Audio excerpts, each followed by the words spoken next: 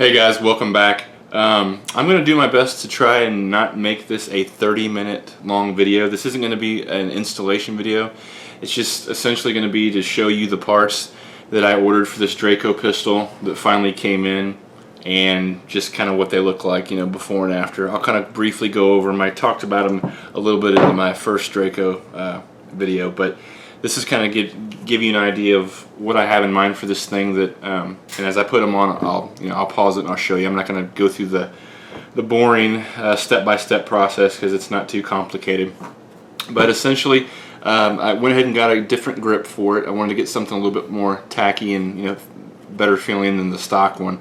This is the Magpul Akm Plus grip. It's just the same kind of grip as that's on my Romanian rifle. It's just this one happens to be rubber coated, so it's not as tacky or as sticky as the Hogue grips, and I don't like those. They're kind of fat and they got big finger grooves, and they tend to catch on all the different your chest rigs and your gear and your sling. And this isn't quite so bad, but I wanted something a little bit tackier. This is the I guess this is the kind of the guts of the project, the heart of it all. This is the U.S. Machinegun adapter bracket for the M4 stock. So this is what the back of the receiver sits in. Here in a minute I'll take off the pistol grip, and essentially the back of your receiver kind of slides into here, and there's your threaded buffer tube area that goes into for the buffer tube to go through. Once I take off the pistol grip, you'll see how that looks. And this is, I guess, like the coolest part of it. This is the KAK Industries so-called stabilizing brace. As you can see here on the buffer tube, you got a whole bunch of different, I think there's 12 different almost pre-drilled notches, indents in there. That's for the supplied, I guess, pointed screw that comes with it. It's right there. And what you do is, once you set it to where you want it, Loctite this thing, tighten it down. That way you can adjust your length of pull. But that's essentially the blade right there. That's your stabilizing brace. And like as I said in the previous video, it pretty much looks, you know, damn near like a AR-15 factory stock. But that's kind of it. Of course, this thing, the tube does come with a castle nut here, and it came with the spring, buffer spring and buffer tube and an end plate, which obviously it's going on an AK, so I won't need it, thankfully. So we'll go ahead and get these parts on here. First thing, I'm going to go ahead and put the adapter, the U.S. Machinegun stock adapter on there, so you can kind of see where it goes and what it looks like when it's on, and then we'll put the rest of the junk on and you can take a look at it. Alright guys, there it is with the KAK Industries, excuse me, KAK Industries shockwave blade. Kind of like how I said before to you guys, it definitely reminds you of like a factory AR stock. So, and then in that tube it goes on to being mounted to the U.S. Machinegun adapter bracket. There's the pistol grip holding it on, and that's pretty much it. So, extremely lightweight package.